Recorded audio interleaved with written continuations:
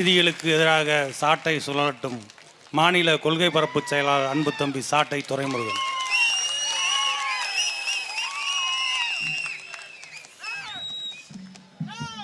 ஒட்டுமொத்த தமிழ்நாட்டையும் உரைய வைத்த திருப்புவனம் மடப்புறத்தை சார்ந்த தம்பி அஜித்குமார் அவர்களுடைய மரணத்திற்கு சரியான நீதி விசாரணை வேண்டியும் காவல் நிலைய படுகொலைகளை கண்டித்தும் நடைபெற்றுக் கொண்டிருக்கிற இந்த கண்டன ஆர்ப்பாட்டத்தை ஒருங்கிணைத்து நடத்துகிற நாம் தமிழ் கட்சியின் உறவுகளுக்கும், இந்த திருப்புவன மண்ணில் மானத்தோடும் அறிவோடும் வீரத்தோடும் வாழ்ந்து வருகிற தமிழ்ச்சாதியின் சொந்தங்களுக்கும் பிரபாகரனின் பிள்ளை சீமானின் தம்பியின் புரட்சிகரமான மாலை வணக்கம்.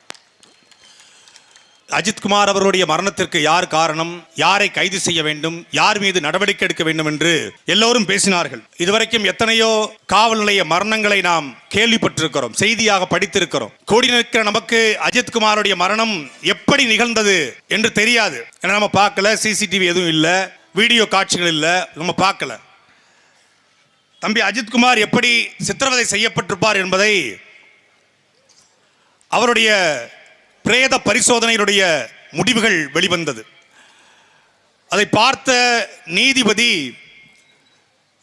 ஒரு நாடு ஒரு மாநிலம் தன் குடிமகனை கொன்றுவிட்டது என்று சொன்னார். இந்த வார்த்தை எந்த நீதிபதியும் சர்வசாதாரணமாக பதிவு செய்ய மாட்டாங்க. ஆனால் நீதிபதி எஸ் எம் சுப்பிரமணியன் அவர்கள் அதை பதிவு செய்தார் ஓப்பன் கோர்ட்டில். எதனால் அவர் பதிவு செஞ்சார்னா, அஜித்குமாருடைய பிரேத பரிசோதனையில் உள்காயங்கள் 15, வெளிக்காயங்கள், வலதுகை முட்டுக்கு மேலே ஒரு காயம், வலதுகை மணிக்கட்டுக்கு கீழே ஒரு காயம், வலது பக்க நெற்றியில் சிராய்ப்பு காயம், வலது பக்க கன்னத்தில் சிராய்ப்பு காயம், இடது பக்க காதில் இரத்தம் உறைந்த நிலையில் இருந்தது, இடது புஜத்தில் சிராய்ப்பு காயம், இடது பக்க தோள்பட்டை முழுக்க மூட்டு வரை சுன்றி போயிருந்தது, கன்றி போயிருந்தது, இடது பக்க மூட்டில் சிராய்ப்பு காயங்கள் 4, இடதுகை மணிக்கட்டுக்கு மேல் பகுதியில் 3 சிராய்ப்பு காயங்கள், இடது பக்க விரல்கள் அனைத்தும் உள்பக்கம் மடங்கியவாறு இருந்தது, இடது பக்க விழாவில் கன்றிய காயம், இடது கரண்டை காலில் சில சிராய்ப்பு காயங்கள், இடது கரண்டை காலில் சிராய்ப்பு காயம், இடது கை விரல்கள் அனைத்தும் உட்புறமாக மடங்கி போய் விரைப்பாக காணப்பட்டது, இடது பக்க முதுகில் விழா எலும்பில் உள்காயம் கன்றிய காயம், இடது பக்க இடுப்பில் சிராய்ப்பு காயம், வலது பக்க முன்பு முதுகில் சிராய்ப்பு காயம், மோசன் போன நிலையில் இருந்தது, இடது கால் இடது மணிக்கட்டுக்கு மேல் தோல் பிரிந்த நிலையில் இருந்தது, இடது கால் பாதத்திற்கு மேலே சிராய்ப்பு காயம், வலது பக்க காதில் உள்பக்கமாக ரத்தம் உறைந்த நிலையில் இருந்தது. வெளியே வந்த போஸ்ட்மார்ட்டம் ரிப்போர்ட், வெளியே வராத போஸ்ட்மார்ட்டம் ரிப்போர்ட், உள்ள இருந்த போஸ்ட்மார்ட்டம் ரிப்போர்ட், அவன் ஆணுறுப்பில் அடிபட்டு ஆணுறுப்பில் மிளகாய்த்தூள் இருந்தது, அவனுடைய நுரையீரல் முழுக்க மிளகாய் தூளால் நிறைந்திருந்தது, அவனுடைய குடல் முழுக்க மிளகாய் தூளால் நிறைந்திருந்தது, அவன் முகம் முழுக்க மிளகாய் தூளால் நிறைந்து இருந்தது. நான் கேட்கிற, நீ மனுஷனா இல்ல சைக்கோ நாய்களடா? நீ மனுஷனா இல்ல சைக்கோ நாய்களடா? டேய், நல்ல ஆத்தாளுக்கும் அப்பனுக்கும் பிறந்தவன் எஸ்பி சொன்னா என்ன, டிஎஸ்பி சொன்னா என்ன? நீ உள்ளூர்காரன் தானே. அஜித்குமார் என்ன உனக்கு விரோதியா? அஜித்குமார் உனக்கு விரோதியா? இந்த கண்ணன் என்கிற ஏட்டையாவுக்கோ இல்ல அந்த ராஜாவுக்கோ இல்ல சண்முக அந்த ராமச்சந்திரனுக்கோ இல்லை பிரபுக்கோ ஆனந்துக்கோ அஜித்துக்கோ எந்த சம்பந்தமும் கிடையாது. அஜித் கஞ்சா வழக்கு, கொக்கைன் வழக்கு, இல்லை பாலியல் வழக்கு, இல்லை போக்சோ வழக்கு, இல்ல ஆத்து மணல கனிம வளத்தை கொள்ளையடிச்ச வழக்கு, ஒரு வழக்கு கூட 28 வயசு வரை வாங்காத ஒரு சின்ன பையன் இளைஞன. அப்படி என்னடா உங்களுக்கு வெறி? என்ன வெறி? என்ன வெறி? எவ்வளோ ஒரு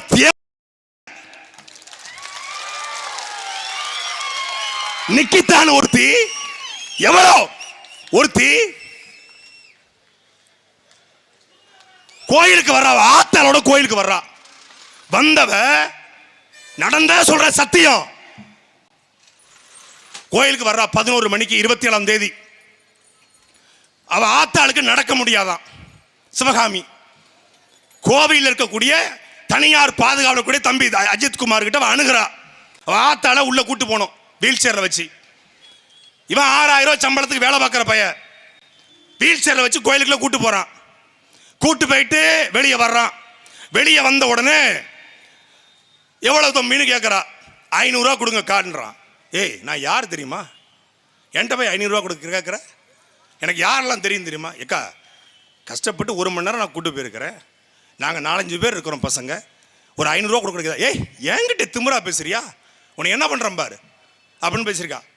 நீ யாராக வேணாலும் இருங்க, 500 ரூபா கொடுங்க அப்படின்னு அவன் வாக்குவாதம் பண்ணியிருக்கான். அது நார்மலாக நடக்கிறதான். ஒரு 500 ரூபாய் கொடுத்துட்றா.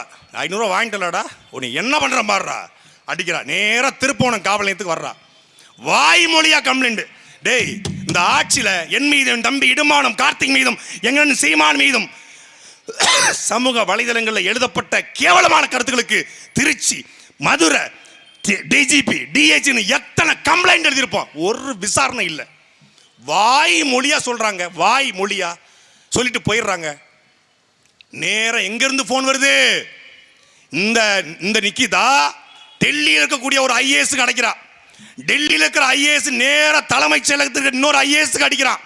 அந்த ஐஏஎஸ் நேரா எங்க தலைமை காவலர் தலைவருக்கு அடிக்கிறாங்க.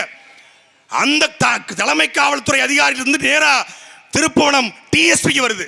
எஸ்பிக்கு வரல, டிஎஸ்பிக்கு டைரக்டா வருது போனு.